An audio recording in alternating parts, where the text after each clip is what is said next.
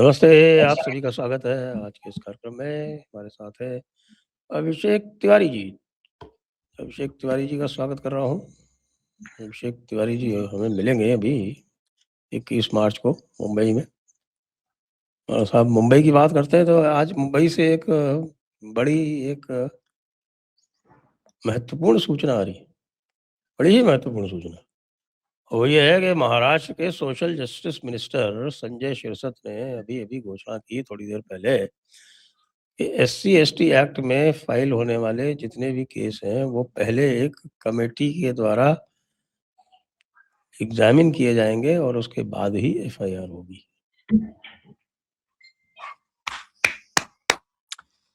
That's why I mean, sir मैं believe करता हूं कि तमाम आलोचनाओं के बावजूद कि ये एक भाजपा का ही है, संघ ही है जो इन सब का सॉल्यूशन निकालना चाहता है। अगर हम प्रॉपर ढंग से उनसे चैनलाइज करके बात करके विमर्श रखें तो हर चीज का टॉक के बाद सॉल्यूशन निकलेगा। और मतलब ये तो मार्वलस, अगर ये स्टेप पूरे देश में लागू कर दिया जाए, इसको पूरे देश में इस, क्योंकि बहस तो चल ही रही है, आप समझिए बल्कि कि बल्कि ये जो जो हिंदू एकता की टूटने की जो बात हो रही है ना, हिंदू एकता को तोड़ने में जो सबसे बड़ा एक टूल है वो यही एससी/एसटी एक्ट है।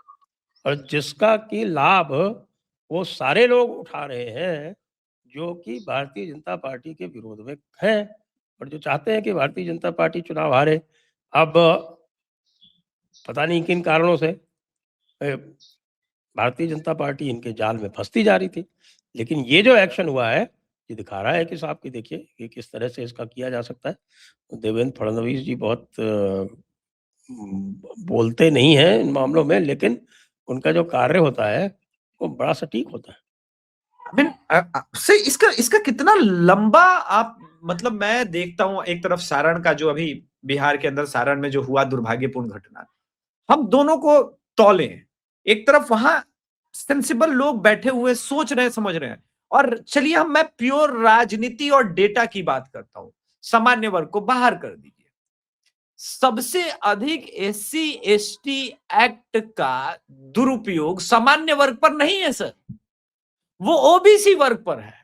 आप ओबीसी को तो अपना कोर वोटर मानते हैं ना, आप तो मानते हैं कि कुशवाहा आपके, लौ कुश समीकरण पूरा आपका, आप तो मानते हैं नूनिया चौहान आपके हैं, आप तो मानते हैं सोहेल देव समाज लोग आपके, आप तो मानते हैं मल्लाह आपका, आप तो मानते हैं जाट भाई आपके, गुजर भाई आपके। यूपी के संदर्भ में जाट भाई वहां पर जनरल हो जाते हैं, तो अलग अलग जगह पर। लेकिन वाई माइनस, हालांकि यूपी में आप क्या बाहर अगर आप चले जाएं, बिहार के बाहर आप चले जाएं तो राजस्थान हो गया, एमपी हो गया, वहां तो आप यादव भी आप ही का वोटर है, खुद अहिरवाल बेल्ट जो है हरियाणा आपका सबसे बड़ा कोर वोटर है। तो मुझे ये कोई समझाए कि आप 70% हिंदू कंसोलिडेट वोट को छोड़ करके आप कहां जाना चाहते हैं? ये तो 70% नंबर हो गया सर, और इसके लिए कोई दिव्य दृष्टि तो चाहिए नहीं आपको। हमको यह समझना है कि हम 2014 का चुनाव, क्या ये सब 282 के नंबर पे पहुंचे, या 2019 वाला जो चुनाव था 303 जो बीजेपी अपना प्राइम गई, क्या इस प्रकार की विभाजनकारी बातों से हुआ? नहीं हुआ। हम सब भाजपा का भला चाहते हैं और हमेशा चाहेंगे। ये महाराष्ट्र का मूव तो इतना वेलकमिंग मूव है, इस पर तो देश भर में व्यापक चर्चा होनी चाहिए। एक कमेटी बने जो पहले चेक कर ले कि भाई ये एक्ट सही लगाया जा रहा नहीं, है कि विशेष नहीं। तौर से जब हमें पता है कि साहब इसमें कन्विक्शन 8% होता है, ये तो आंकड़ों की बात है ना, आंकड़े तो नहीं झुठलाए जा सकते। ये तो फैक्ट की बात है कि साहब की कन्विक्शन रेट जो है वो 8% है। और इसमें ये भी पता है कि साहब कि लोग फ़ायदा उठाने के लिए करते हैं।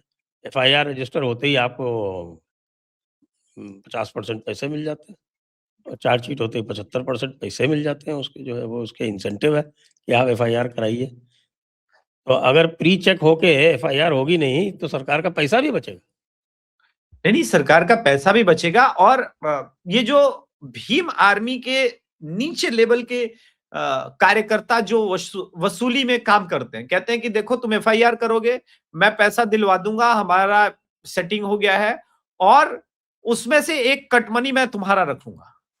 ये बिजनेस मॉडल बन गया है। आपने एक न्यूज पढ़ी होगी कि 13 SC/ST एक्ट झूठा करा करके अब तक वो कुल मिला करके लगभग जो है वो 40 लाख रुपए ऐड चुकी। आप बताइए सर, 40 लाख रुपए कमाने में अभिषेक तिवारी का जीवन निकल जाए। 40 लाख रुपए मामूली रकम होती है। तो आप समझिए कि आप किस प्रकार की चीजें कर रहे हैं सोसाइटी में, और सोसाइटी में इससे जो विभाजनकारी रेखा। अब सारण वाले, सॉरी आपने क्वेश्चन नहीं पूछा, लेकिन सारण वाला चर्चा लेके आ जाऊं अगर आपका परमिशन है तो। जी हाँ, जी हाँ, जी हाँ, बिल्कुल। बिहार की राजनीति में 90 के दशक में लेके चलते हैं, नारे कैसे उछले, और यूपी में भी तिलक तलवार तराजू, जूते मारो तिलक चार। तराजू और तलवार, इनको मारो हाँ? जूते चार। ठीक, बिहार में भूरा बाल साफ करो, ये नारे क्यों दिए गए? अच्छा, जनरलाइज कितने आसानी से किया गया। उसी अर्ली 90s में जेएनयू की दीवारों पर लिखा जाने लगा था ब्राह्मणवाद मुर्दाबाद, सामंतवाद मुर्दाबाद। अब मैं आपको रियलिटी चेक देता हूं और दर्शकों को रियलिटी चेक देता हूं। आज के सबसे बड़े सामंती कौन है? वो पार्टियां जो 3 करोड़, 4 करोड़, 5 करोड़ रुपए में एक विधानसभा का टिकट बेचती है। बोला जाओ मेरे टिकट पर तुम चुनाव लड़ो, विधायक बनो, चूंकि 5 करोड़ तुमने दिया है तो अगले 5 साल तुम इसमें लूट करके अपना पैसा इनसे जितना बढ़ा सकते हो बढ़ाओ। सामंतवाद, मगध साम्राज्य, मतलब बहुत लोगों को तो इतिहास का ज्ञान नहीं है आपको छोड़ करके, और आजकल के नेताओं को तो बिल्कुल भी नहीं, जो चिल्लाते हैं सामंतवाद सामंतवाद क्या है। मैं उनको बता दूं कि सामंतवादी व्यवस्था मौर्य काल में शुरू हो गई थी, मौर्य डायनेस्टी में। चूंकि इतना बड़ा साम्राज्य था तो साम्राज्य को चलाने के लिए जो अलग अलग 16 जनपद थे, उन जनपदों में अलग अलग बड़े बड़े गांव, प्रखंड, जिला, तहरीर, आज भी देश वैसे ही चल रहा है। उसी व्यवस्था को आपने डेमोक्रेसी का नाम दे के रखा है, पहले वो सामंतवादी था। कोई अंतर नहीं। अब अंतर ये है, हालांकि पहले भी कोई जाति नहीं थी, अभी भी वही है। अब तेजस्वी यादव बनना चाहते कि हम सामंतवादी बन जाए, नीतीश कुमार अपने बेटे को कहेंगे भैया तुम बन जाओ निशांत, अब हमारा टाइम हो गया, चलते हैं हम। लेकिन इनके मूल में इन्होंने क्या किया, अपनी व्यवस्था बनाने के लिए इन्होंने दिन रात ब्राह्मण राजपूत का शोषण हुआ है। 5000 साल से हमारा शोषण कर रहे हैं ये लोग, यही लोग शोषण कर रहे हैं, यही लोग शोषण कर रहे हैं। आज रक्त बीज के तरह नेता पैदा कर दिए। चाहे वो चंद्रशेखर आर्मी का, भीम आर्मी का मैं सुन रहा था, वो कह रहा था कि कितने संतोष वर्मा मारोगे, हर घर से संतोष वर्मा निकलेगा। लेकिन संतोष वर्मा बोला क्या? बोला ब्राह्मणों की बेटी से विवाह कर। भाई क्यों उससे कर क्या रहे हैं होगा? तुमको? जिन्होंने ब्राह्मणों की बेटी से विवाह किया, उसके बाद क्या हुआ? नहीं डॉक्टर वो मतलब नहीं है ना। डॉक्टर अंबेडकर ने भी तो ब्राह्मण की बेटी से विवाह किया था। उससे क्या वो मतलब नॉर्मलाइजेशन नहीं हुआ? है। वो कह रहा है कि बदला। अब आप देखिए कि उसके अंदर जो स्टेटमेंट आ रहे हैं सारण वाले में, कि हम बदला ले रहे हैं। यही बात कंचना यादव जो राजद की प्रवक्ता रही, उसने क्या बोला कि हमको बदला लेना है 5000 साल।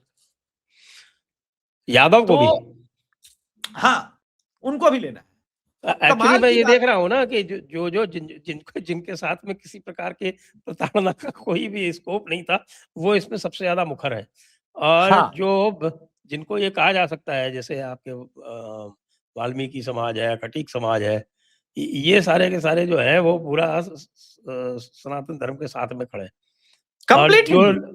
और जो पूरी तरह से सामंती हैं, कंचना हम्म, यादव की कम्युनिटी जैसे वाले, वो बहुत मुखर हो रहे हैं उसमें। राजकुमार भाटी को तो लीजिए अपने यूपी में। बताइए। अब गुर्जर समाज क्षत्रिय समाज रहा है, शासक समाज रहा है, वो कब प्रताड़ित हुआ, मुझे इतिहास का ज्ञान तो कराएं। अच्छा किसकी भुजाओं में इतना ये है भाई? वो तो मार्शल कॉम, अंग्रेजों ने भी गुर्जरों को माना कि मार्शल कम्युनिटी है। लेकिन वो भी कह रहा है कि नहीं नहीं हमारा शोषण, चोचन हुआ है, मेरा चोचन हो रहा है। अरे साला कितना चोचन हुआ है बे। I am sorry for this language, लेकिन क्या करें। तो उसका इंपैक्ट है ये जो सालों से ये कहा जा रहा है। मैं ये जो 2000 साल 5000 साल जो लोग कहते हैं, मैं उनसे पूछना चाहता हूं कि इस थ्योरी को तो आप अंबेडकर अंबेडकर जी की रट लगाते हैं। इस थ्योरी को तो अंबेडकर साहब भी रिजेक्ट कर चुके हैं। तो ये किसकी थ्योरी आप मान रहे हैं? अंग्रेज की मान रहे हैं, मैकॉले की मान रहे हैं, मैक्स मूलर की मान रहे हैं, किसकी मानना चाहते हैं? ये प्रश्न तो उठेगा ना संजय सर। लेकिन ये जो महाराष्ट्र सरकार ने किया है, ये मुझे लगता है कि ये टेम्परेचर कम करने का सर्वोत्तम उपाय है और इसको दूसरे प्रदेशों में भी इसका अनुसरण किया जाना चाहिए। तो इसका तो हमें स्वागत करना ही चाहिए। अब आ जाते हैं साहब राहुल गांधी की तरफ। राहुल गांधी जो है वो डॉक्टरों का जाति देख रहे हैं और डीयू में इंटरव्यू में जाति देख रहे हैं और तरह-तरह के, लेकिन ये बताइए कि उनको प्राइवेट में जाना ही क्यों है? जब उनके प्रिय कम्युनिटी के लोग सरकारी अस्पतालों में उपलब्ध हैं, तो उनसे क्यों नहीं इलाज कराते हो? इसका उत्तर दूंगा तो कांग्रेस ही चिढ़ेंगे, लेकिन राहुल गांधी इधर उधर भागने के बजाय इसका उत्तर अपने घर में पा सकते हैं। उनकी माता जब यूपीए का एरा था तो अमेरिका जाती थी इलाज कराने सोनिया गांधी, लेकिन जब से मोदी जी पीएम बने तो कम से कम बीमारी उतनी बड़ी नहीं रही, विदेश में इलाज कराने की आवश्यकता नहीं पड़ी। अब वो श्री गंगा राम हॉस्पिटल में जाती हैं, वहां आरक्षण है, आरक्षण से तो डॉक्टर मिलते नहीं वहां पे, वहां तो डॉक्टर रखे जाते हैं, वो स्पेशलिस्ट बढ़िया हॉस्पिटल इसीलिए माना जाता है क्योंकि लोगों का मानना है वहां पर भाई क्वालिटी डॉक्टर होते हैं। तो खैर वहां पर जा करके वो क्यों इलाज करा रही है?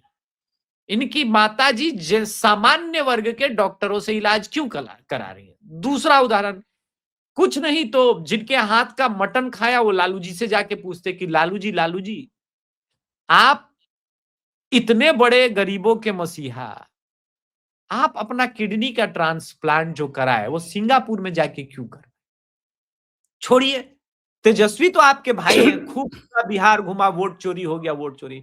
तेजस्वी से पूछते, ए तेजस्वी, तुम्हारी मेहरारू का जब डिलीवरी हो रहा था तो सामान्य वर्ग के डॉक्टर से कलकत्ता के प्राइवेट हॉस्पिटल में गए, तुम लोग तो गरीबों से कराते, तुम तो डिलीट से करा लेते। मैं तो अब दलित भी कहना बेकार है, मैं तो कहता हूं ये लोग डिलीट लोग हैं या द एलीट लोग हैं, क्योंकि द एलीट नहीं होते तो -40 नंबर पे तो नहीं मिलता। और सिर्फ एक सब्जेक्ट में नहीं, सिर्फ -40 का बहाना बनाने की आवश्यकता नहीं। 0 नंबर पर सीटें उठी है, -8 पर उठा है, 8 नंबर पर उठा है, 2 नंबर पर उठा है। एक फुटबॉल 1998 वर्ल्ड कप का आपको पॉल ऑक्टोपस याद होगा सर, उसमें वो एक ऑक्टोपस था, जिस तरफ जाता था वो मैच टीम जीत जाती थी, प्योर तुक्काबाजी। अगर पॉल ऑक्टोपस को एग्जाम में बिठा दिया जाता तो मैं मानता हूं कि ये जो द इलीट यानी दलित के नाम पर जो हो रहा है और SC ST के नाम पर, आरक्षण के नाम पर ये हो रहा है, पॉल ऑक्टोपस ज्यादा नंबर स्कोर करता, क्योंकि फाइनल छोड़ के उसके सारे प्रेडिक्शन सही हो गए पॉल ऑक्टोपस के। तो हमको पॉल ऑक्टोपस को एग्जामिनेशन में बिठाना चाहिए फिर तो। गजब हाल है भाई, 8 number, 2 number, 3 number, -40 number, 11 number इस पे उठ रहा है। अब मेडिकल की सीटें मिल रही हैं, अब बढ़िया बढ़िया ब्रांच मिल रहा है, तो फिर बहस वहां है ही नहीं। राहुल गांधी इस देश में वो करना चाहता है जो रवांडा में हुआ, जो हुत्तू और तुत्सु के बीच हुआ, जो नरसंहार हुआ। और दर्शक चाहे तो यहां से जयपुर डायलॉग्स का एपिसोड देखने के बाद मैं जो कह रहा हूं और रवांडा नरसंहार के बारे में स्वयं रिसर्च करें, और रिसर्च जब करेंगे तो आपको पाया जाएगा कि वहां आप पाएंगे कि वहां के नेशनल रेडियो से इसी प्रकार के भाषण बोले जाते थे जो राहुल गांधी बोल रहा है। वहां फ्रांस की सरकार थी समय पे, और उसने वही किया। जिसके पास 5 मवेशी होते थे वो एक गरीब जाति मानी जाती थी, और जिसके पास 20 मवेशी होते थे वो अमीर जाति मानी जाती थी। लेकिन वो परिवर्तित होता था। हुत्सु भी तुतु बन सकते थे, तुतु भी हुत्सु बन सकते थे। यानी किसी का 20 बिक गया, उसमें से 5 बचा तो वो तुतु में आ जाएगा, हुत्सु वो हो जाएगा जो भाई 20 वाले में पहुंच जाएगा। लेकिन फ्रांस है तो उन्होंने फिक्स कर दिया, एक बार तुम हो 20 मवेशी वाले तो तुम जीवन भर अमीर रहोगे, और ये 5 वाला है तो जीवन भर गरीब हो जाएगा। ये तो प्रकृति के नियम के विरुद्ध है। और उन्होंने जो आग लगाई, बांटा, जैसे अभी बांट दिया कि तुम शूद्र हो। हालांकि हमने तो शूद्र नहीं बांटा, हमने तो शूद्र, वैश्य, क्षत्रिय और ब्राह्मण सब वाला, और बोला कि जन्म से सभी शूद्र है, बाकी कर्मों से डिसाइड हो जाएगा। लेकिन संविधान के आने के बाद बांट दिया गया कि नहीं, तुम एससी, एसटी, ओबीसी, ईबीसी हो और यही रहोगे जीवन भर, चाहे तुम्हारे दादा, परदादा, बाप, भाई, बेटा सब आईएएस बन जाए, लेकिन तुम रहोगे वही। तो और उसके बाद वो चल ही रहा है 5000 सालों वाला शोषण। वहां भी वही हुआ कि 20 मवेशी वाले अमीर, 20% है ये लोग, 20% वालों ने शोषण किया, 20% वालों ने शोषण किया। ऐसा नरसंहार हुआ, ऐसा नरसंहार हुआ जो न इतिहास में कहीं देखा जा सकता है, न सुना जा सकता है दोबारा। ऐसा जातीय नरसंहार, नस्लीय नरसंहार, वही राहुल गांधी कराना चाहते। और कोई, मैं मानता ही नहीं कि और कुछ वो कराना चाहता है, वो वही करना चाह रहा है जो रवांडा में हुआ। जी। लेकिन वो तो एक राजनीतिक पार्टी का सदस्य है, राजनीतिक पार्टी का ओनर है, ये कहा जा सकता है कि वो प्रोप्राइटर है कांग्रेस नाम की एक तथाकथित राजनीतिक पार्टी का। तो इससे उसे फायदा क्या होगा? ये तो वही वाली बात हुई कि आपने अपनी सारी की सारी जो आधी छोड़ पूरी को दावे, आधी रहे न पूरी पावे पे कर दिया। इन्होंने कांग्रेस पार्टी का इतिहास ही नहीं समझा कि कांग्रेस पार्टी का सोशल कोalition क्या था जब वो लगातार सत्ता में आती रही 30 साल तक, 30 वर्ष क्या 25 वर्ष तक, 25 वर्ष तक जब वो लगातार सत्ता में थी, तब उसका सोशल कोalition क्या था। उसके बाद फिर जब आई, तब उसका सोशल कोalition जो था, उसका बेस जब दरक चुका था, उसके बाद फिर वो यूपीए 1 की यूपीए 1 के रूप में आई, तब उसका सोशल कोalition क्या हो चुका था, तो उसको मजबूरी में बाकियों से समझौता करना पड़ा। और आज क्या है और क्या बनना चाहते हैं, कोई प्लानिंग नहीं है ये। ये केवल और केवल जो मूर्खताएँ जो लेफ्टिस्ट सिखाते हैं, और उनको, जिसको बोलते हैं ना, एक छात्र होता है जो केवल रट लेता है, उसको बता दिया जाता है कि साहब ये देखिए आज ये आएगा और कल ये आएगा, इसको रट लेना, रट के बोल देना, जो भी पूछा जाए, जो भी आए। और कई बार वो जो है वो रटा हुआ जो है वही प्रश्न जो है वो दूसरी तरह से पूछ लिया जाता है, लेकिन उसमें वही चीज़ें हैं कि मान लीजिए अब पूछा जाए कि भाई ज़रा क्या मुगलों का शासन, क्या मुगलों का शासन जनता के लिए बड़ा उचित था? अगर इसी के लिए पूछ लिया जाए कि साहब कि क्या मुगलों का शासन जनता के लिए क्रूर था, तो उन्होंने देखा मुगलों का शासन आया हुआ है, बाकी आगे नहीं पढ़े, तो मुगलों का शासन लिखा है, उत्तर जो रट के आए हैं, जनता के लिए बड़ा अच्छा था, वो उसको दे देंगे। ये हाल है इनका। नहीं, सिर्फ ये इनका हाल नहीं है, प्रॉब्लम ये नहीं है सर। जितनी भी जातिवादी पार्टियां, उनका बेस क्या है?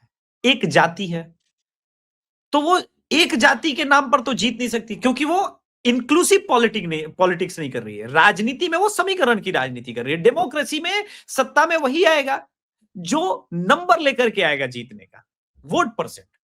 तो वो मुसलमानों का अपीजमेंट देखता है, क्रिश्चियंस का अपीजमेंट माइनॉरिटी के नाम पर देख लेगा, एक दो जाति को अलग करेगा। तो एक दो जाति को किसी समूह से आप किस नाम पर अलग करेंगे?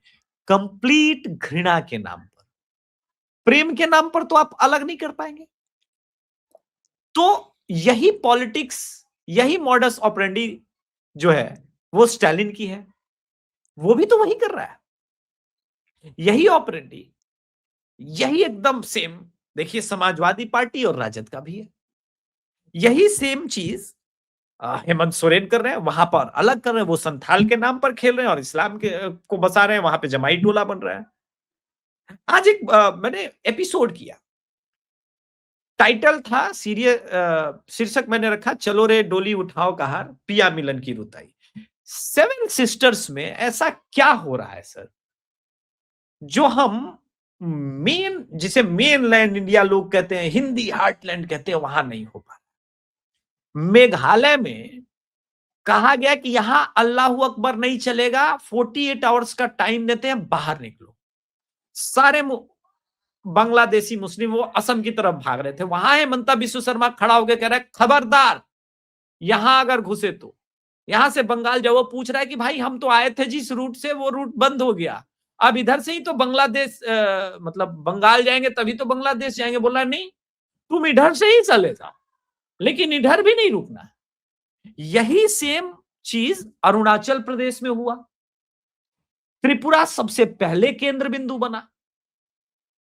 अब मुझे ये बताइए सर, कैसा क्या है कि सेवन सिस्टर्स कह रहे हैं कि बस एक भी बांग्लादेशी मुसलमान नहीं चाहिए यहां पर, और यहां अल्लाह अकबर भी नहीं चलेगा। और कर्नाटका में 3 दिन पहले 124 बांग्लादेशी पकड़े गए। अब मुझे ये प्रश्न का उत्तर चाहिए, कमेंट बॉक्स में दर्शक भी दें कि 124 बांग्लादेशी कर्नाटका पहुंचे कैसे? कोई बॉर्डर तो कर्नाटका का मिलता नहीं है। मेघालय का तो टेक्निकली 1 सेकंड के लिए कह देंगे कि हाँ, त्रिपुरा का तो मिलता ही है, असम का भी है, पश्चिम बंगाल का तो है ही है, अरुणाचल प्रदेश का नहीं था, तो जिस रूट से गए उसी रूट से उन्होंने भगा दिया। वहां तो सबसे बड़ी सरप्राइज वहां की लोकल कम्युनिटी तब हुई वो जब जय श्री राम का नारा लगा के भगा रहे थे। तो बोले ये तो स्लोगन जो है वो, चूंकि वहां पे हिंदी बोलते हैं लोग, ये तो स्लोगन बीजेपी वाला देता है ना। दे वर सरप्राइज्ड। लेकिन चूक हो गई, ये स्लोगन बीजेपी का कभी भी था ही नहीं। जय श्री राम तो हिंदुओं का स्लोगन है, वो भगा रहे हैं, तो सेवन सिस्टर से भगा रहे हैं, और कर्नाटका में, केरल में, तमिलनाडु में बसा रहे हैं। चमत्कार कैसे हो रहा है, मुझे इसका उत्तर चाहिए सर। फिर जैसे ही इसका उत्तर लोग देंगे, सारा उत्तर उनको मिल जाएगा कि देश की राजनीति कहां जा रही है। सिर्फ एकमात्र पार्टी है, हम गाली दें मोदी को, जो मर्जी सो बोले, लेकिन एकमात्र पार्टी है जिसके पास विजन है, जो इस पर काम कर रही है। अभी देखिए इतना बढ़िया देवेंद्र फडणवीस सर ने इतना बढ़िया महाराष्ट्र में काम किया है, मतलब जो मैपिंग कर रहे हैं कि किसका किसका जन्म प्रमाण पत्र इन लोगों ने बांग्लादेशियों का बनवाया, और किरीट सोमैया के नेतृत्व में हो रहा है सर। क्या मतलब, ये वाला टर्नर तो क्या काम कर रहे हैं देवेंद्र फडणवीस सर, और एकदम साइलेंट, बिना शोर शराबा किए, कोई मीडिया का पीआर नहीं है। इवन हम लोग भी नहीं बात करते उतना ज्यादा। ये अपने आप में एक टॉपिक था, मैंने लगभग 15-20 दिन पहले कवर किया था, 10 मिनट का एक वीडियो। इतना साइलेंटली अपने आप में काम कर रहे हैं देवेंद्र फडणवीस जी, जिसका कोई हिसाब नहीं है।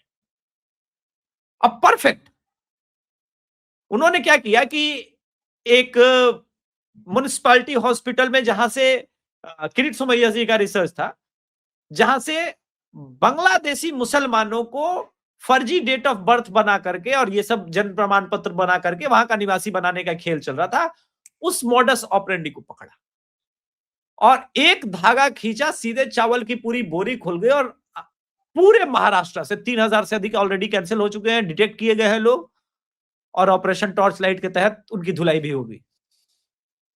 क्योंकि जो जो लोग बसा रहे हैं, अब तो केंद्र सरकार ने नियम ला दिया। इतने सालों तक तो मैं यही सोच रहा था कि हमारे पास प्रॉपर लॉ क्यों नहीं था डिटेंशन और डिपोर्टेशन का। तो 2025 में मोदी सरकार को याद आया कि भाई ये तो कोई कानून ही नहीं है हमारे पास, फॉरेनर और इमिग्रेशन बिल टाइप का, वो लेके आए तो ये हो पाया। तो कहना पड़ेगा कि ये अच्छा काम हुआ। अच्छा, बंगाल में क्या हो रहा है? चलिए ये आइए जरा बिल्कुल पते की बात पे आ रहे हैं, क्योंकि बंगाल में आपका रिसर्च चल रहा है अच्छा खासा। तो आप बताएं साहब, बंगाल में आज की डेट में क्या स्थिति है, एसआईआर की क्या स्थिति है? एसआईआर को लेके ममता दीदी चिंतित हैं या कि पुरसुकून हो गई हैं? क्या चल रहा है? सुकून से पहले मैं बोल रहा हूं कि पहली बाजी तो भाजपा ने जीती है, क्योंकि अगले हफ्ते तक ही जो मेरे पास इंफॉर्मेशन है 160 या 165 कैंडिडेट बीजेपी के ऑलमोस्ट फाइनल है, उनके नाम लिस्ट में आ जाएंगे। अभी तक सर कमाल की बात है, जब हम आज चर्चा और उसमें डिफेक्टर नहीं है, ये भी देखा। हाँ, बिल्कुल डिफेक्टर नहीं है, बिल्कुल भी डिफेक्टर नहीं है। और सर कमाल की बात यह है, आज हम और आप जब चर्चा कर रहे हैं, आज कितना मार्च है? आज है 14। कमाल की बात है सर कि ऑलरेडी चुनाव कितने दिन लेट है? 14 दिन इधर और 3 दिन उधर। फरवरी, पिछली बार 26 फरवरी को model code of conduct Bengal में लागू हो गया था। 16-17 दिन ऑलरेडी अहेड जा चुके हैं, फिर भी नहीं अभी तक कुछ सुगबुगाहट है। चुनाव आयोग ने कोई, हाँ, चुनाव आयुक्त ज्ञानेश कुमार जी आए, उन्होंने कहा 2 चीजें, बंगाल के सरकारी अधिकारी सुन ले, प्री पोल हिंसा और पोस्ट पोल हिंसा, अगर दोनों में से कुछ भी हुआ तुम्हारी नौकरी हम खाएंगे। ममता दीदी के लिए कोई सुकून की खबर नहीं है। ममता दीदी जहां पर दिन रात प्रोटेस्ट करती थी, और ये आज से उनके प्रोटेस्ट की मैं बात नहीं कर रहा हूं, नंदीग्राम हो गया, ये पूरा सिंगूर वाला प्रकरण, तब से हम बात कर रहे हैं। वहां बड़ा कलकत्ता में सर उनको सपोर्ट मिलता था। लास्ट टाइम भी खेला होबे वाला जब टूटी इसमें आई तो पांव में बड़ा भीड़ आया। पिछले 6 दिन उन्होंने प्रोटेस्ट करके देख लिया, सपोर्ट नहीं मिला सर। एसआईआर के नाम पे प्रोटेस्ट करके देख लिया, चुनाव आयोग को धमका के देख लिया, सुप्रीम कोर्ट के अगेंस्ट क्या ही धमकी देती, लेकिन बोला जितना बोलना था, सारा गुबार निकाल लिया, सपोर्ट नहीं मिल रहा सर। और अगर कलकत्ता में उनको सपोर्ट नहीं मिला, क्योंकि आम लोगों की छोड़िए, अगर कार्यकर्ताओं की भीड़ प्रॉपर ढंग से न जुटे, टीएमसी का बड़ा कैडर है, बड़ा कार्यकर्ताओं का ये है, तो खाली कार्यकर्ता दिखाने के लिए कब तक ममता दीदी चिल्लाएंगे? एक वीडियो वायरल हो रहा था जिसमें वो एक लेडी पांव छूने आई तो बहुत बुरे ढंग से पेश आई। ये जो फ्रस्ट्रेशन है, जो बॉडी लैंग्वेज शो कर रहा है, उन्हें भी पता है जन्नत की हकीकत क्या है, बाजी हाथ से निकल रही है।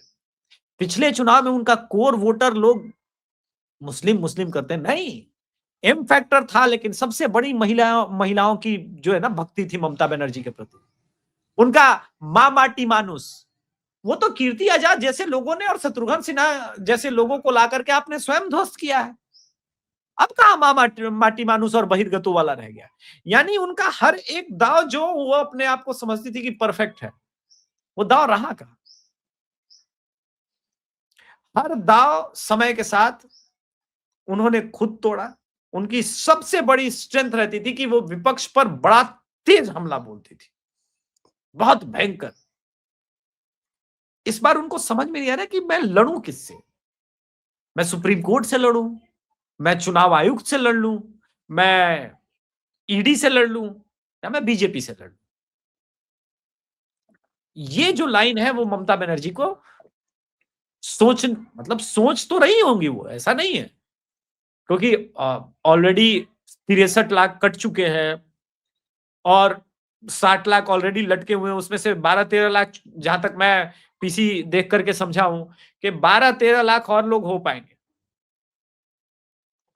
मैं बता दूं दर्शकों को कि सारा एडिशन वगैरह होने के बाद ये 63 लाख 63 लाख का नंबर है। जहां जहां कटे हैं वहां बहुत गजब कटे हैं, वो तो हमने पहले चर्चा की है। तो भवानीपुर में कट गए। भवानी सर उनकी सबसे बड़ी जीत से ज्यादा कट गए। भवानीपुर में ममता बनर्जी की जो सबसे बड़ी जीत थी उससे ज्यादा कट गया। अब कट ही रहा है वहां पे जहां आपका स्ट्रांग होल्ड है, सबसे ज्यादा नंबर आपका रहा है। कहीं ऐसा ना हो कि भवानीपुर ही डूब जाए। तो स्थितियां वैसी बन रही है कि पहली बार ऐसा लग रहा है कि अब इस बराबर की खेल में थोड़ा सा मुझे बीजेपी का हैंड ऊपर लग रहा है। अभी हम डिटेल्स और जमा कर रहे हैं, करेंगे ओपिनियन पोल एक और, लेकिन मेरा आपने ये जो मानना पिछला ओपिनियन पोल किया था उसमें तो आपने 129 प्लस और 170 माइनस माइनस बीजेपी दिया, और टीएमसी को दिया था। बिल्कुल। तो इस हिसाब से तो टीएमसी के पास बड़ी लीड थी। वो लीड कम हुई ना सर। एसआईआर का जब पूरा आंकड़ा आ गया हमारे पास, अब 63 लाख सर। आप तो स्वयं डेटा के एक्सपर्ट रहे हैं और आपके साथ तो चिंतामणि सर भी रहते हैं। नहीं, अब नहीं रहते, भाजपा, अब तो वो मतलब यूएस जा चुके हैं, अब यहाँ कहाँ है वो? भाजपा, लेकिन डेटा तो समझते ही है ना सर। भाजपा और टीएमसी के बीच जो टोटल गैप था पिछले विधानसभा इलेक्शन का, वो कितने लाख का था? 58 लाख का था। 63 लाख ऑलरेडी वोटर खत्म हो चुके हैं। अभी जो जुडिशियल ऑफिसर्स का जो एक्सरसाइज चल रही है उसके बारे में क्या समाचार है? जुडिशियल अफसर के एक्सरसाइज में वो स्कैन कर रहे हैं डबल वाला एक बार फिर से, जहां पर जैसे कि कोई, जैसे मैंने कहा कि एक मान लीजिए गया का कोई वोटर है लेकिन वो वहां भी कराया है, तो स्कैनिंग चल रही है कि डबल नहीं होने चाहिए। दूसरा स्कैनिंग जुडिशियल, एएसडीडी तो पहले राउंड में ही हो गए थे और फिर जो मैपिंग ये वाले जो थे वो दूसरे राउंड में हो गए थे। ये तो तीसरा राउंड चल रहा है ना। ये ये तो तीसरा राउंड लॉजिकल, चल रहा है जिसमें 60 लाख जो ये अटके हुए हैं। और हाँ, ये तो लॉजिकल इनकंसिस्टेंसी वाले चल रहे हैं ना। हाँ, लॉजिकल इनकंसिस्टेंसी। इसमें क्या क्या है कि दादाजी की उम्र है 40 साल, पिताजी की उम्र है 40 साल, और बेटे की भी उम्र है 40 साल 42 साल। 42 साल। एक मैंने आपको केस स्टडी दिया था कि नहीं, एक वो बेगम बहुत सारे मियाँ ने, भाई जो है वो उन्होंने नाम दे रखा है अपने पिता का, हिंदू है वो। हाँ हाँ हाँ, नहीं नहीं, अब मियाँ भाई ने हिंदू और ये सब तो दे रखा है। एक जो मैंने आपको आंकड़ा दिया था वो वाला जो ब्रेक किया था रिपब्लिक भारत ने, वो न्यूज कि एक बेगम ने 6 महीने, 4 महीने, 2 महीने, 8 महीने में 3-3, 4-4 बच्चे पैदा किए और कुल मिला के 40 बच्चे 5 साल में पैदा कर लिए। ये तो चमत्कार है। कुदरत का निजाम बदल दिया। कुदरत का निजाम होता है। हाँ, कुदरत का निजाम बदल दिया इन्होंने। रहमत है साहब, ये तो रहमत है। अच्छा अच्छा अच्छा, रहमत है। हम्म। हमको लगा पाकिस्तानियों के तो बच, आजकल बच, रुलाई बच, ज्यादा बच, बच, बच्चे तो खुदा की रहमत होते हैं ना। ये मत पूछना खुदा किसका नाम। खुदा बख्श भी हो छोड़िए, सकता है, खुदा दीन भी हो सकता है। अब छोड़िए, जलालुद्दीन भी हो सकते हैं, छोड़िए उसमें क्या क्या चल रहा है। कौन हो सकता तो है? एक दिक्कत क्या है इनके साथ कि इन्होंने जो कर दिया ना इनकंसिस्टेंसी के नाम पर, वो रायता फैल गया और वो रायता सिस्टम के अंदर इन्होंने डलवा तो दिया था, लेकिन अब जब चेकलिस्ट निकल रहा है तो पूछेगा ना भाई सरकारी। अब पूछ रहे हैं कौन? हाई कोर्ट के रिटायर्ड जज। अरे ये 8 महीना बेटा बड़ा है बाप से, अब्बू से, ये कैसे हुआ बे? मुर्गी पहले है, अंडा पहले है, ये वोटर आईडी कार्ड के चक्कर में पड़ा रहे हो क्या हमको? कैंसिल। तो ममता बनर्जी को अच्छी तरह से फंसाया, पता है कि जिस सिस्टम के साथ लेफ्ट को तोड़ा उन्होंने और टीएमसी को बड़ा बनाया, वही चलता हुआ आ रहा है। अब मुझे ये डर है कि कहीं इसमें से 20-30 लाख भी निपटे तो Mamata Banerjee vote share will be below 40%, somewhere around 38-39% के आसपास आ जाएंगी। और ये जब सामने का मैचअप होगा सर, तो कहां टिकना है फिर? लड़ाई कहां होनी है? फिर तो हम लोग बीजेपी के मैं ही 100। आपसे ये जानना चाहता हूँ, स्पेसिफिक क्वेश्चन है मेरा कि ये जो ममता दीदी की एक तरह से ये कह रहे हैं कि ये सुप्रीम कोर्ट में जाने का ड्रामा जो इन्होंने थोड़ा सा ओवर रीच किया और उसमें वो फेल रही, तो उसका जो है वो मतदाताओं पर, विशेषकर वो मतदाता जो डरा हुआ रहता है, उसके ऊपर क्या असर पड़ा है? देखिए सर, क्योंकि इसको थोड़ा मैं कारण बता देता हूँ, मेरा प्रश्न का पीछे जो लॉजिक है वो भी बता देता हूँ, क्योंकि पिछली बार क्या हुआ था कि पिछली बार जो आपका एक विशेष मतदाता वर्ग था, वो महिला आपकी जो महिला वेलफेयर योजना थी, उनसे भी आकर्षित था। फिर वो बहिर्गतों वाले से भी उसके ऊपर प्रभाव पड़ा था। और तीसरा ये था कि साहब कि ममता हार नहीं सकती, और अगर हम इसके खिलाफ जाएँगे, तो हमारा बुरा हो जाएगा। 2 फैक्टर हुआ है सर। सबसे पहले फैक्टर को हम समझे सुप्रीम कोर्ट वाला। ये जो अघोषित राष्ट्रपति शासन लगा और ममता बनर्जी के हाथ से, उनके सिस्टम के हाथ से सुप्रीम कोर्ट ने सब कुछ छीन के बोला है, तुम्हारे किसी भी अधिकारी की कोई वैल्यू नहीं है। और ज्ञानेश कुमार को जब ये धमकाने का कोशिश की, और उल्टा जब ज्ञानेश कुमार ने पीसी किया और धज्जियां उड़ा दी, उससे ये हिले हैं लोग। वो कह रहा तुम्हारी नौकरी खा जाऊंगा अगर प्री पोल हिंसा हुआ और पोस्ट पोल हिंसा हुआ तो। यानी वो ये कह रहे हैं कि भाई पोस्ट पोल भी हिंसा नहीं होने दूंगा, मैं चला नहीं जाऊंगा शपथ ग्रहण के पहले, ये जो तुम लोग करते हो वो सब नहीं होने दूंगा। तो एक तो कॉन्फिडेंस उनको मिल जाता है जो पहले डरे हुए थे। इसीलिए अभी आप देखिए कि भाजपा के बहुत छोटे लेवल के रैली, छोटे-छोटे नेताओं की भी रैली में भीड़ जुटने लगी है। ये भीड़ नहीं दिखती थी 2 महीने पहले। पहले लोग दूर से खड़े हो जाते थे, अब वो कह रहे हैं। दूसरी बात, जो इनका महिलाओं के प्रति ये था, अब आप देखिए कि इन्होंने 2 चाल चले। इनका तो एक झारखंड टाइप का, बिहार टाइप का, मैया बहनी टाइप का योजना 1500 वाला पहले से ही चलता था। लेकिन बेरोजगारी के नाम पर ये जो दिया, ये उल्टा दांव चल रहा है। वहां का यूथ पूछ भी रहा है कि बोला 40 साल का हो गया तो उसको 1500 रुपया टका दे करके क्या हो जाएगा? 1500 टका दे करके क्या मिल जाएगा? तुम ये बताओ कि मैं 25 का था, अभी 40 का हुआ, क्योंकि 15 ईयर में कोई इंडस्ट्री नहीं लगा, तुम्हारे कारण बेरोजगार। क्वेश्चनिंग हो रही है। दूसरी बात, चाहे आरजीकर मेडिकल कॉलेज हो या संदेशखाली हो, इसका इंपैक्ट है सर अभी भी ग्राउंड पर। ये बातें, ये मुद्दे अभी भी लोग पूछते हैं सवालों में। हाँ, कैमरे पर खुल के नहीं बोलते, क्योंकि वो फियर फैक्टर है कि बगल वाला टीएमसी का निकला तो प्रॉब्लम हो सकता है। तो लेकिन वो वेट कर रहा है, वो वेट कर रहा है ईवीएम डे का। इसमें भी खेल हो गया है, उनके कंट्रोल से बाहर चला गया है। बोला 34,000 से ऊपर बूथ बनाएंगे और हर एक सोसाइटी में बूथ बनाएंगे, कोई सोसाइटी के बाहर बूथ बनेगा नहीं, जो सोसाइटी है वो सोसाइटी में बूथ बन जाएगा। अब जब सोसाइटी में बूथ बन जाएगा तो सोसाइटी के अंदर जाकर के टीएमसी के वाला कैडर का वो, जिसको आप कहते हैं ये छूट तो मांगी थी उन्होंने कि बाहर वाले भी होने चाहिए उसमें, तो दिया नहीं ना, ये छूट दिया नहीं ना, वही तो कह रहा हूं। छूट ही तो नहीं मिली, कोई छूट ही तो नहीं मिल रही है।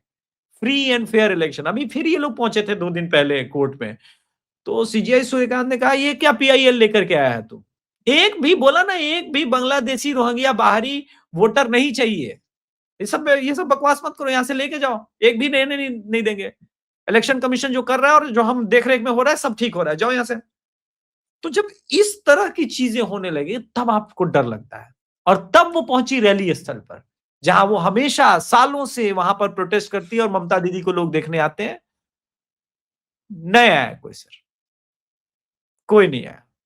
इसलिए मुझे लगा 4 दिन के बाद धरना अपने आप उठा दिया। हाँ, खुद उठ गया।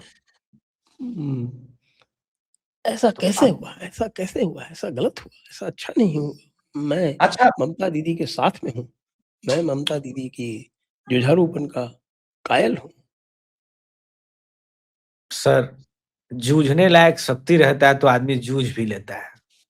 कब तक जूझ पाइएगा?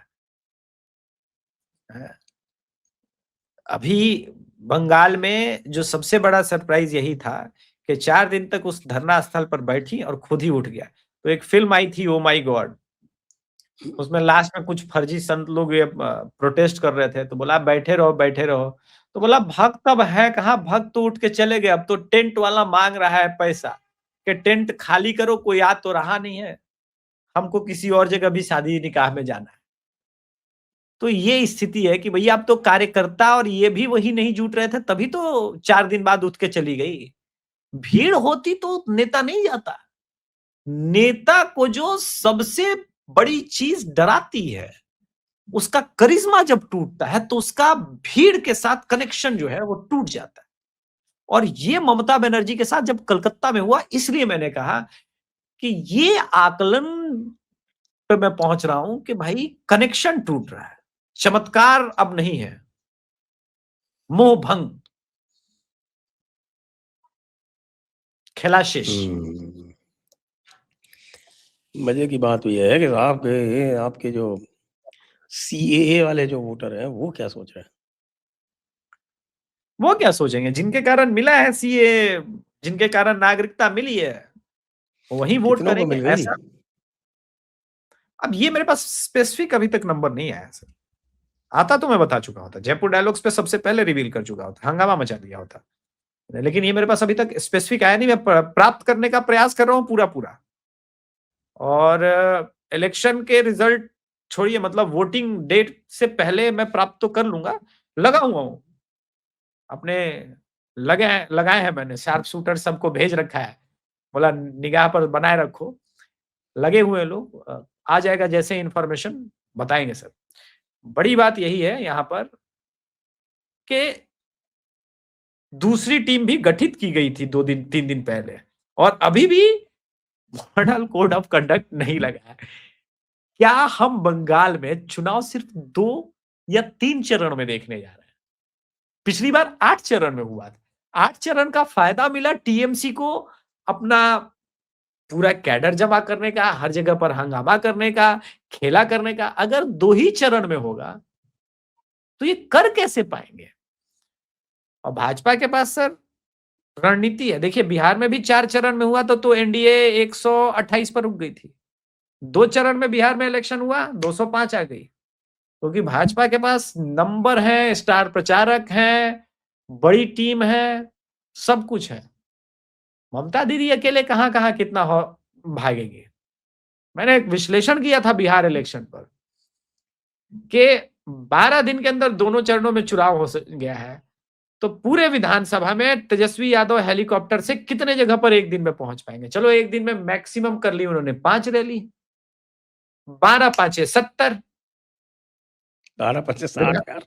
हाँ सॉरी 12 पचे 60 निकल, तो 12 पंचे 60 विधानसभा कवर कर लिया, इससे ऊपर जाएंगे नहीं। तो रिजल्ट कितना है सर? 25 सीट पर आया।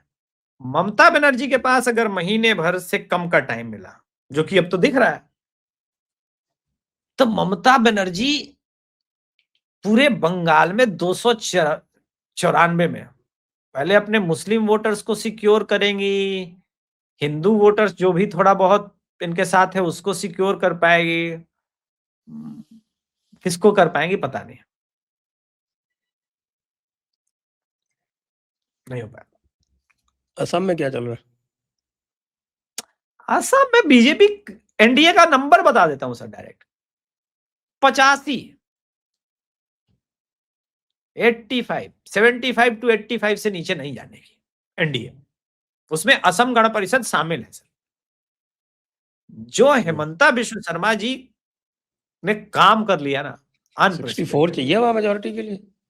हाँ, और मेजोरिटी से ऊपर जाए सर। इन्होंने अपना खुद का रायता खुद फैलाया। इतना गोगोई साहब ने इतना मुस्लिम मुस्लिम किया ना कि कंप्लीट रिवर्स पोलराइजेशन वो दिखता है सर ग्राउंड पर। और हेमंता ने बहुत स्ट्रेटेजिक ढंग से खुद को असम की सभ्यता संस्कृति और इन सब से जोड़ लिया, और ये लोगों ने अपने आप को मुस्लिम सभ्यता संस्कृति से जोड़ने का कोई कोर कसर नहीं छोड़ा। ऊपर से हेमंता बिस्व शर्मा ने पाकिस्तान के साथ उनके वाइफ के लिंक्स वगैरह सब कुछ स्टैब्लिश कर दिए, तो कुछ बचा नहीं।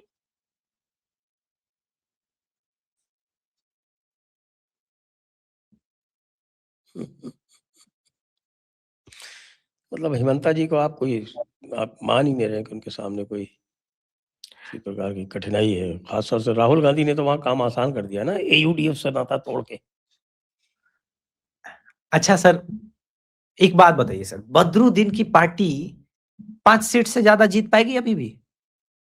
वो तो स्वयं ही इस स्थिति में है। राहुल गांधी ने तो काम आसान भाई वो करके 5 रखा। सीट से ज्यादा जीत नहीं पाएगी, लेकिन सीटें कांग्रेस को हरा तो देगी। हाँ, मतलब अब उसके लिए हम जिम्मेदार थोड़ी ना है सर। अब मैं ये कह रहा हूँ कि पिछली बार ये दोनों मिलके शायद 31 सीट लाए थे। हाँ, 30 एक 30 सीट सीट लेके आए। 30 हाँ। एक सीट लेके आए थे। तो अब हम्म। अलग-अलग लड़ेंगे तो ये 30 सीट की 15 हो जाएंगी। तो भैया गाना गाइए फिर खातून की खिदमत में सलाम अप उनका। हमको राहुल गांधी ने तो, अब आप देखिए सर, ये लोग 20 सीट पर, जहां तक मेरे पास इंफॉर्मेशन आई है, टीएमसी से मांगने गए थे 20 सीट की भी। कोई करता है भला? नेशनल पार्टी की ये दुर्गति हो गई है। अरे तुम्हारे पास इतना बूता नहीं है, नेशनल पार्टी कहते हो तुम। बंगाल में भाजपा बुरे पोजीशन पे भी रही ना, तब भी उनके पास 101 कैंडिडेट होते थे। बोला कोई बात नहीं, हम 6% वाली 12% वाली पार्टी बन जाएंगे, हम 3 विधायक की पार्टी बनेंगे और 3 विधायक लेके आएंगे। कांग्रेस में वो जिल नहीं है। मैं तो कहता हूं अधीर रंजन चौधरी टाइम वेस्ट कर रहे हैं। हाथ जोड़े प्रणाम करें, भाजपा को ज्वाइन करें। 2-3 सीटों पर फायदा ही दिला जाएगा ये आदमी, क्योंकि उसे सिर्फ वहीं तक ना समझा जाए। पूरे कांग्रेस को बंगाल में वही चलाता था और पूरे कांग्रेस का दूसरे जगह पे ये वोट शिफ्ट करवा सकता है। ठीक है, मुर्शिदाबाद में नंबर खराब है, लेकिन इंपैक्ट सिर्फ मुर्शिदाबाद थोड़ी ना होता है। इंपैक्ट तो हावड़ा कलकत्ता में भी दिखा है, वहां भी कांग्रेस है और अधिरंजन के कारण ही है, उसी से को लोग जानते हैं। यही तो खेल है, यही तो बड़ा गेम है, वो खेलना चाहिए। ये तो बात आप सही कह रहे हैं, लेकिन हुमायूं कबीर को Y+ सुरक्षा दे दी गई है सुना। अब देखिए बड़ा काम तो किया है उसने। अ, बाबरी मस्जिद की बात की है, नई पार्टी बना के चल रहा है। तो ममता दीदी पे अग्रेसिव भी है। बाबरी बनने के बाद वहाँ के मुसलमान मियाँ लोग भी है, वो बड़ा हुमायूं कबीर को सपोर्ट कर रहे हैं। तो Y+ सिक्योरिटी तो डिजर्व करता है, क्योंकि चुनाव के बीच में उसका कहना है कि भाई ये हमारा टीएमसी वाला हत्या करा सकता था। अ, मिला है, चुनाव के बाद बना रहे तब हम माने। चुनाव से पहले तो पप्पू यादव को भी मिला था 2015 में। पप्पू यादव अब उनको यादव यादव नहीं मानते क्या? अभी तो आधा सारा बिहार का यादव तेजस्वी को यादव मानने को तैयार नहीं है, तो पप्पू यादव की बात के हम क्या करें 9 में न 13 में। पहले तेजस्वी को तो मान ले सर। गलत बात है। तेजस्वी तो यादव कुल के एक महान नेता हैं। उनकी कुल की जो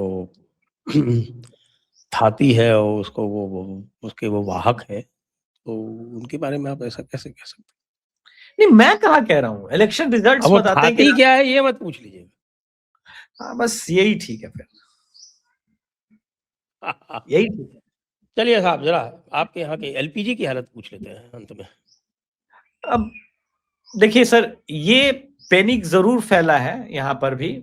लोग लाइन में जा जाके कनेक्शन लेने के लिए और गैस सिलेंडर एलपीजी लेने के लिए दौड़े हैं, पर ये इतना मेजर नहीं है मुझे लगता है। 10-15 दिन में सब सॉर्ट आउट हो जाएगा। अनटिल अनलेस आप समाजवादी पार्टी के कोई नेता है और 50 सिलेंडर अपने पास रख करके पता नहीं क्या करना चाहते हैं, तो वो तो कालाबाजारी हर तरह होती है। और इस टाइम में तो हम इंडियंस में कुछ विशेष गुण आते हैं कि भाई यही मौका है, कुछ पैसा बना सकते हैं क्या। हमने देखा कोविड में किस प्रकार से ऑक्सीजन सिलेंडर की कालाबाजारी हो रही थी। मेरे एक मित्र है, मैं नाम नहीं लूंगा, मैंने उनको बहुत डांटा था। उन्होंने मुझसे कहा कि अभिषेक तेरे पास कोई ऑक्सीजन सिलेंडर का जुगाड़ हो जाएगा क्या? मैंने बोला तेरे घर में तो सब कुछ ठीक है ना? हाँ ठीक है, लेकिन इमरजेंसी के लिए। मैंने बोला क्या आदमी है यार तू? इमरजेंसी उसके पास है जिसके घर में कोई कोविड पेशेंट है और उसको आवश्यकता है। तेरे घर में कोई पेशेंट नहीं है, तुझे इमरजेंसी नहीं है। इमरजेंसी का मतलब समझ। भविष्य में आने वाली क्या होगा कल परसों, उसका नहीं इमरजेंसी होता है। आज अब भी जो कोई चीज है वो इमरजेंसी है। तो ये है, इस देश में 100 रुपए केजी नमक बिक गया, किसी ने अफवाह फैला दी, उन दिनों में कर्नाटका में हुआ करता था कि भाई भारत में नमक की शॉर्टेज होगी। Being an engineer, first thing first, एकदम जो मेरे दिमाग में क्वेश्चन है, भाई भारत जैसे देश में नमक की कमी कैसे हो सकती है? तो पॉसिबल ही नहीं है। फिर लोग इतने दुकानों पे भीड़ क्यों लगा रहे हैं? और मैंने सुना तो मैं चौंक गया, लोग 100 रुपए 150 रुपए केजी, वो भी कर्नाटका के अंदर सर खरीद रहे थे नमक। कमाल है।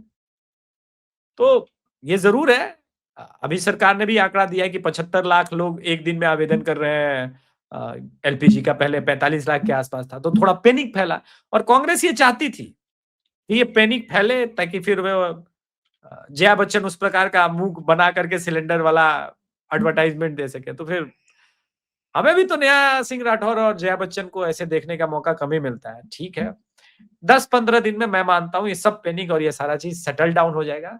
वार तो 1.5 साल चलेगा, 2 साल चलेगा, तो क्या प्रॉब्लम भी 1.5 साल 2 साल चलता है? प्रॉब्लम का सॉल्यूशन मिल जाएगा, इधर उधर से हो जाएगा काम।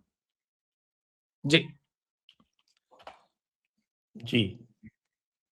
तब तो फिर हमारे जो लोग पाकिस्तान जाना चाहते हैं उनको तो बड़ी निराशा होगी। पाकिस्तान में तो सुना कि कह रहे हैं कि हर हफ्ते हम बढ़ाएंगे पेट्रोल के दाम।